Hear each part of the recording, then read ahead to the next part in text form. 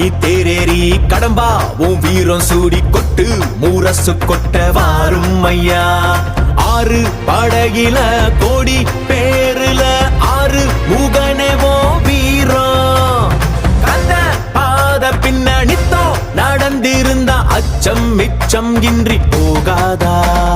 முருக முடிவெடுக்க சிவனோ கேட்டிருக்க வெற்றி வேலனுக்கு ஆரோகரா.